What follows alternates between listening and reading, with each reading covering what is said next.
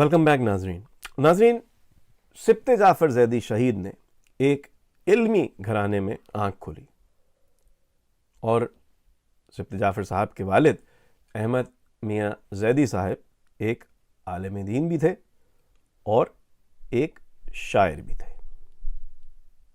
اہل بیت کی شاعری، اہل بیت کی مدح میں شاعری ان کا اڑنا بچھونا تھا۔ مولانا مصطفیٰ جوہر جو کہ علامہ طالب جوہری کے والد ہیں، سبط جعفر صاحب کے استاد بھی تھے۔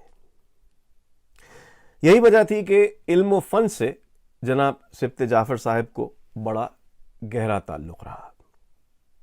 وکالت پیشہ بنایا مگر دل رغبت نہ کھا سکا۔ CSS کا امتحان پاس کیا اور جہاں جانا چاہتے تھے وہاں نہ جا سکے، اور جس محکمے میں پوسٹنگ ہوئی وہاں دل نے گوارا نہ کیا۔ اپنے والد کی رضا سے، کیونکہ وہ خود بھی استاد تھے، تدریس کا پیشہ اختیار کیا۔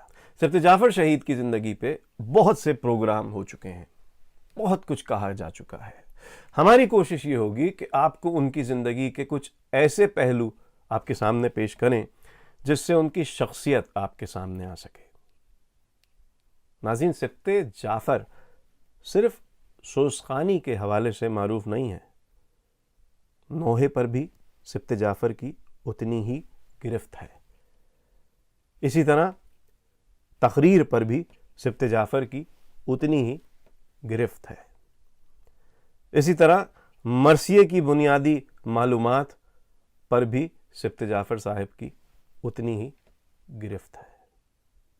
یہ کہوں تو صحیح ہوگا کہ ہر صنف عزاداری کو سبط جعفر نے اپنی روح سے قریب پایا ہے، اور جب ان تمام صنف عزاداری کو کسی صنف عزاداری میں پایا تو وہ سوزخانی میں پایا، اسی وجہ سے اس کو اختیار کیا۔ نثری صنف عزاداری سے نظمی صنف عزاداری کو فوقیت دی۔ وجہ صرف یہ کیونکہ ائمہ نے ہمیشہ شاعر کو منبر پر منتخب کیا اور خود فرش عزا پر بیٹھ کر اس کا کلام سنا۔ آپ کو آگے جا کر سبط جعفر صاحب کی زبانی داغ دہلوی کا وہ شعر بھی سنائیں گے جو کہ ان کو اس مقام تک لایا کہ انہوں نے شاعری اور سوزخانی کو اپنا کر اپنی زندگی گزارنے کا مقصد پایا۔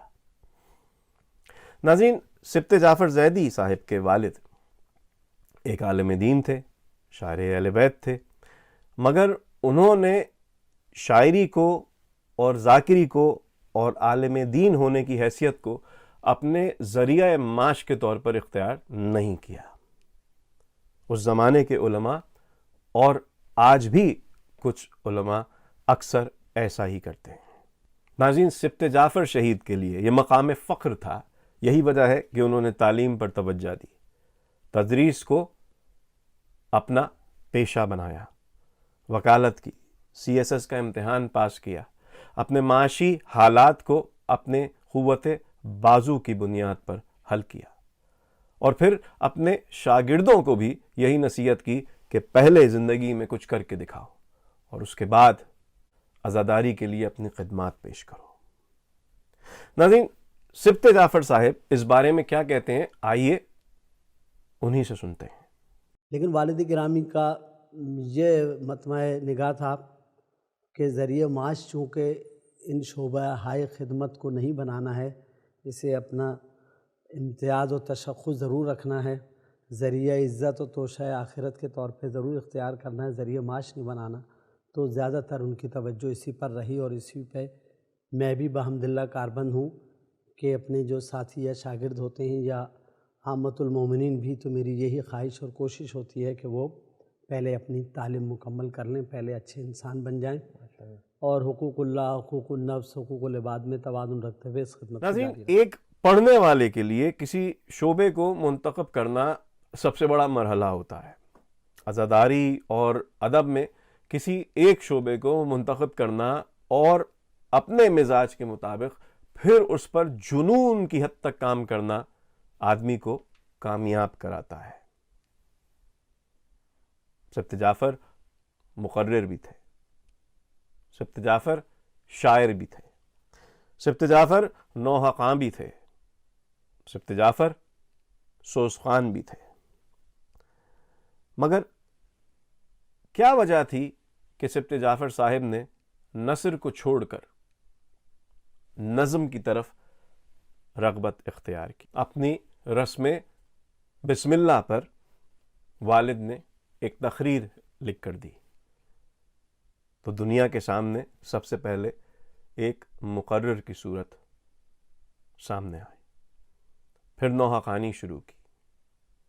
تو کیا وجہ تھی کہ نثر کو چھوڑ کر وہ نظم کی طرف راغب ہوئے؟ آئیے انہی سے سنتے ہیں۔ میں نے کیا کہ پھر شاعری وہ بھی مدح اہل بیت، جو کہ جیسے میں نے عرض کیا کہ ائمہ علیہم السلام نے اپنے شاعر کو زیب منبر کیا، تو نثری خطابت کی بجائے میں نے جو ہے وہ اس کو ترجیح دی ویسی شاعری کو، اور ویسے بھی بقول ذوق استاد ذوق انہوں نے کہا کہ رہتا سخن سے نام قیامت تلک ہے ذوق، رہتا سخن سے نام قیامت تلک ہے ذوق، اولاد سے تو بس یہی دو پشت چار پشت۔ تو اس لیے بھی جو ہے وہ شعر و شاعری کو اور اس کو ترجیح دی۔ ناظرین، ہم نے یہ بھی کوشش کی کہ سبت جعفر صاحب کے کچھ شاگردوں سے ان کے استاد کے بارے میں کچھ پوچھیں۔ آئیے کینیڈا میں ہی حیدر ٹی وی سے منسلک اور مایہ ناز سوزخوان جناب انیس عباس رضوی جناب سبت جعفر زیدی جو کہ ان کے استاد ہیں کے بارے میں کیا کہتے ہیں، آئیے انیس عباس رضوی صاحب سے دریافت کرتے ہیں۔ بسم اللہ الرحمن الرحیم۔ السلام علیکم، میرا نام سید انیس عباس۔ میری خوش نصیبی ہے کہ مجھ خاکسار کو استاد اپنے استاد شہید سبت جعفر کے بارے میں کچھ بولنے کا موقع ان کی برسی کے سلسلے میں مل رہا ہے۔ جس طریقے سے والدین کو بچوں کی ذمہ داری پورا کرنے کے لیے پروردگار نے یہ ذمہ داری عطا کی، اسی طریقے سے استاد ایک ایسے رشتے کا نام ہے اور ایک ایسی اہم ذمہ داری ہے جو معاشرے میں کردار سازی کرتی ہے۔ مومن، میں صرف اتنا کہوں کہ شاید آپ کو پچھلی صدی میں 50 سال میں اگر آپ دیکھیں 100 سال میں تو بہت سارے سوزخوان مل جائیں گے۔ شاید اگر میں یہ کہوں شاید غلط نہ ہوگا کہ ہو سکتا ہے اچھے سوزخوان بھی ہوں جو کہ استاد سے زیادہ جنہوں نے اپنا نام کمایا ہو، لیکن استاد نے بستے کو زندہ کر کے ایک ایسا بڑا کارنامہ کیا جو سوزخوانی میں تا قیامت یاد رکھا جائے گا، اور اس سے بہت پوری دنیا میں جتنے بھی انہوں نے اپنے شاگرد پیدا کیے اور یقیناً ثواب کا ذریعہ بنایا جو کہ ہمیشہ ان کو ثواب پہنچائے گا۔ ان کا کارنامہ میں سمجھتا ہوں کہ ایک ایسا عظیم کارنامہ ہے جو کہ انہوں نے کردار سازی کی شکل میں اپنے شاگردوں تک پہنچایا۔ استاد سبت جعفر کا نام جب بھی آتا ہے تو میرے ذہن میں صرف دو چار ایسی چیزیں آتی ہیں جو کہ کسی بھی طریقے سے کسی بھی شخص میں یکجا ہونا، ایک جگہ ہونا تقریباً ناممکن سی بات لگتی ہے۔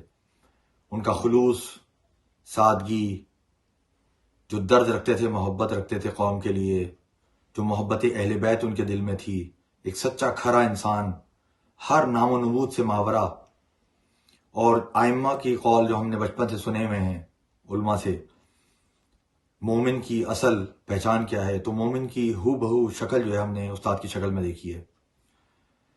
اور میرا خیال یہ ہے کہ استاد شہید سبت جعفر جیسی شخصیت صدیوں میں پیدا ہوتی ہے۔ میری دعا ہے پاک پروردگار سے ان کے تمام شاگردوں کو، مجھ خاکسار کو بھی پروردگار وہ توفیق دے کہ ہم ان کی نصیحتوں پہ اور ان کی زندگی جس طرح انہوں نے گزاری سادگی سے اور جس خلوص سے، اسی طریقے سے گزارنے کی پروردگار ہمیں توفیق دے اور ان کے درجات کو اور اعلیٰ سے اعلیٰ پروردگار فرمائے۔ شکریہ۔ ناظرین، رضی جعفری صاحب یہاں کینیڈا جی ٹی اے میں ایک مایہ ناز شاعر ہیں اور جناب سبت جعفر صاحب کے دیرینہ ساتھیوں میں ان کا شمار ہوتا ہے۔ آپ کو اہل بیت ٹی وی، ہدایت ٹی وی میں جناب سبط جعفر صاحب اکثر جناب رضی جعفری صاحب کے ساتھ بیٹھے ہوئے نظر آئیں گے۔ میں نے جناب رضی جعفری صاحب سے بھی درخواست کی کہ وہ سبط جعفر صاحب کے بارے میں ہمیں کچھ بتلائیں۔ آئیے ان کی زبانی سنتے ہیں۔ السلام علیکم۔ سید رضی جعفری، ٹورانٹو، کینیڈا۔ شہید سبط جعفر سے متعلق کچھ کہنا چاہوں گا کہ اردو سمجھنے بولنے والا شاید ہی کوئی فرد ایسا ہوگا جو رسائی محافل و مجالس میں شرکت کرتا ہو لیکن انہیں نہ جانتا ہو، اور ہمارے دینی مشاغل بڑی حد تک مشترک تھے، اگرچہ وہ بہت مصروف رہتے تھے لیکن پھر بھی ان سے رابطہ ہو ہی جاتا تھا بدقت تمام۔ انہوں نے ادارہ ترویج سوزخانی قائم کیا اور باقاعدہ نوجوانوں کو سوزخانی کے فن و رموز سکھاتے تھے، اور کہتے تھے کہ اگرچہ سوزخاں نہ بھی بن سکے کوئی، لیکن جو ان کے پاس سیکھنے آئے گا ان کی پوری کوشش ہوگی کہ وہ ایک اچھا انسان ضرور بنے۔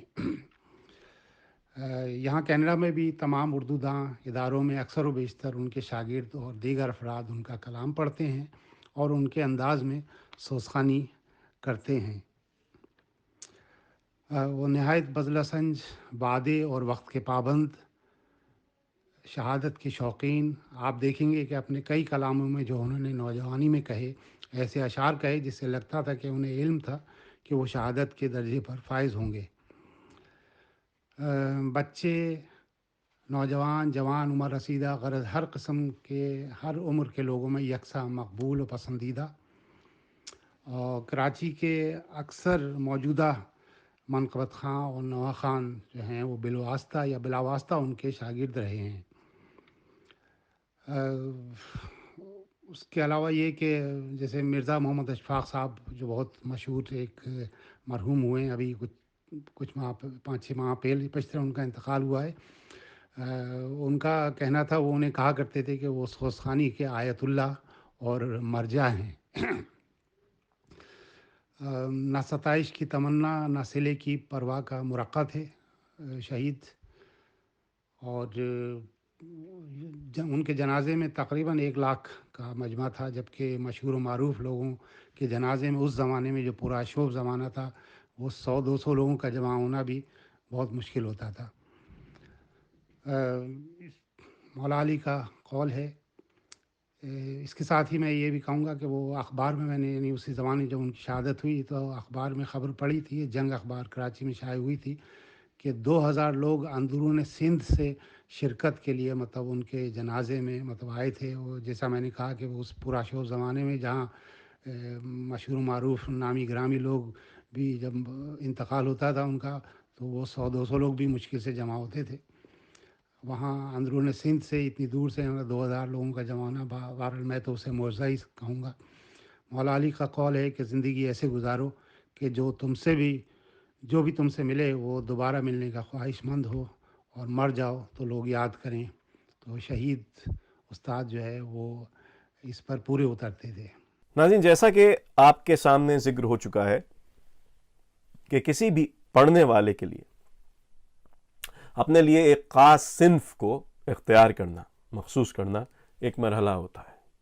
میرے لیے خود جب یہ مرحلہ درپیش ہوا تو میں نے مرثیے کو اپنے لیے منتخب کیا، اور اس کی بھی کچھ وجوہات تھیں۔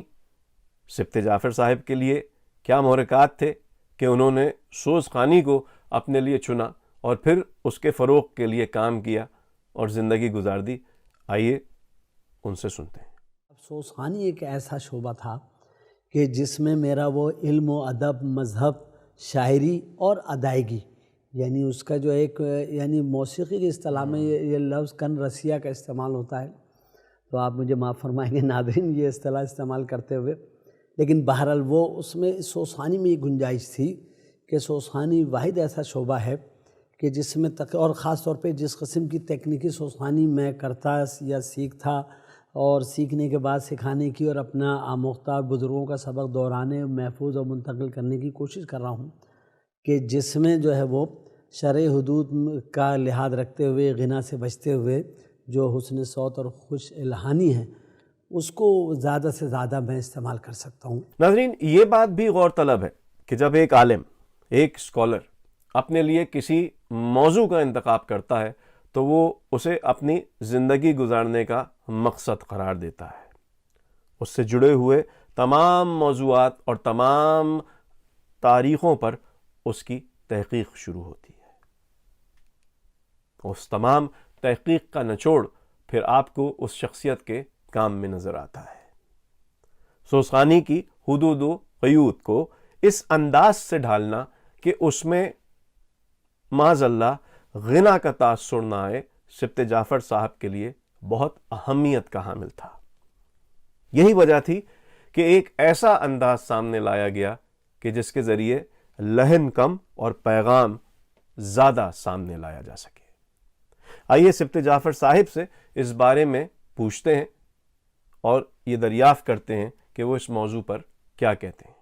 کہ وہ جو کلاسیکی موسیقی کے جو اسرار و رموز جس حد تک، اگرچہ بہت بڑا ایک سمندر ہے، بہت بڑا علم ہے وسیع، لیکن جس حد تک میں سیکھ سکتا تھا شروع میں اپنے والدین سے بچا کر، ان اساتذہ سوزخانی کے جو ماہرین موسیقی بھی تھے، اساتذہ موسیقی بھی تھے، ان سے استفادہ کرتے ہوئے، اور پھر بعد میں علماء کرام سے میرے اساتذہ میں یعنی ادب جن سے میں نے مذہب اور ادب سیکھا، اس میں مولانا مصطفیٰ جوہر صاحب علیہ اللہ مقامہ بھی تھے، پروفیسر نعیم تقوی صاحب بھی تھے، اور میرے خود اپنے والد گرامی مولانا سید احمد میاں زیدی راہی صاحب مرحوم بھی تھے۔